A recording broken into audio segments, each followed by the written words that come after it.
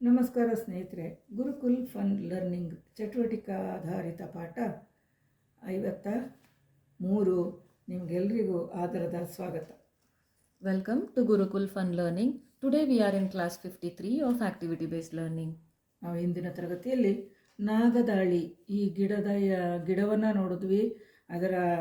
ಅದು ಹೇಗೆ ಬೆಳೀತದೆ, ಅದರ ವಾಸನೆ ಹೇಗೆ ಅಂತ ಹೇಳೋದನ್ನು ನೋಡಿದ್ವಿ. ಇದೊಂದು ಉತ್ತಮವಾದಂತಹ ಒಂದು ಔಷಧೀಯ ಸಸ್ಯ. ಈ ಎಲೆಯನ್ನು ನಾವು ಹೀಗೆ ಮೂಸಿದಾಗ ಒಂದು ಕೆಟ್ಟ ವಾಸನೆ ಅಲ್ಲ, ಅದೊಂದು ರೀತಿಯ ವಾಸನೆ, ಒಂದು ಕಹಿ ಮಿಶ್ರಿತ ಒಂದು ವಾಸನೆ ಇದು ಬರುತ್ತೆ. ಈ ಗಾಳಿ ಬಂದಾಗ, ಹೊರಗಡೆ ಗಿಡಗಳಿದ್ದಾಗ ಕೂಡ ಆ ಗಾಳಿಯಲ್ಲಿ ಅದರ ಪರಿಮಳ ಬರುತ್ತೆ.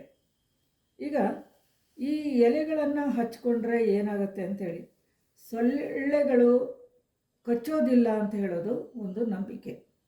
ಏಷ್ಯಾದಲ್ಲಿ ಇದನ್ನು ಕೀಟ ನಿವಾರಕವಾಗಿಯೂ ಹಾಗೂ ಕೊಠಡಿಗಳಲ್ಲಿ ಪರಿಮಳವನ್ನು ಅಂದರೆ ಡಿಯೋಡೈಸರ್ ಆಗಿಯೂ ಇದನ್ನು ಬಳಸ್ತಾರೆ.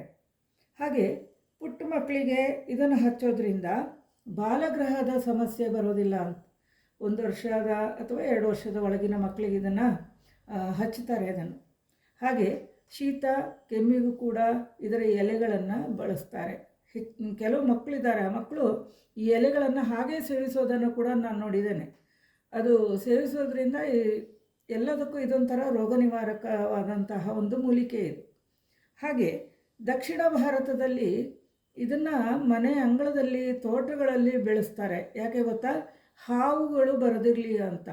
ಇದು ಸತ್ಯವಾದ ಮಾತು. ಯಾಕಂದರೆ ಇದರ ಪರಿಮಳಕ್ಕೆ ಅಥವಾ ವಾಸನೆಗೆ ಹಾವುಗಳು ಬರೋದಿಲ್ಲ ಅಂತ ಹೇಳುವಂಥದ್ದು ಇದು ಶಿಫಾರಸು ಮಾಡಿದ್ದಾರೆ. ಹಾಗೆ ಹಿರಿಯರು ಕೂಡ ಇದನ್ನು ಹೇಳ್ತಾ ಬಂದಿದ್ದಾರೆ. ಹಾಗಾಗಿ ಈ ಒಂದು ಗಿಡವನ್ನು ಅಲಂಕಾರಿಕವಾಗಿಯೂ ಹಾಗೂ ಕೆಲವೊಂದು ಪ್ರಯೋಜನಕ್ಕಾಗಿಯೂ ನಾವು ನಮ್ಮ ಮನೆ ಅಂಗಳದಲ್ಲಿ ನೆಡೋಣ, ಪಾಟುಗಳಲ್ಲಿ ನೆಡೋಣ ಅಂತ ಹೇಳ್ತಾ, ಈ ಒಂದು ನಾಗದಾಳಿಯ ಏನು ನಾವು ಪ್ರಯೋಜನ ಇದೆ, ಮಹತ್ವ ಇದೆ, ಅದನ್ನು ಈ ಪಾಠವನ್ನು ಇಲ್ಲಿಗೆ ಮುಗಿಸ್ತಾ ಇದ್ದೇನೆ. ಮುಂದಿನ ತರಗತಿಯಲ್ಲಿ ಇನ್ನೊಂದು ಹೊಸ ಸಸ್ಯದೊಂದಿಗೆ ಬರ್ತೇನೆ. ಧನ್ಯವಾದಗಳು. It is believed that the leaves of this plant help to repel mosquitoes. In Asia, this plant is used as a bug repellent and also as room freshener. Fits in small children can be prevented by using these leaves. This is a belief. It is also used to cure cold and cough. In South India, this plant is used to repel snakes, so it is planted in front of the house, in farms, fields and plantations. The leaves of this plant have a distinct smell, very close to a bitter smell. Let us try to grow these plants, which are extremely medicinal, in our homes. Thanks for learning with us. We will see you in the next class.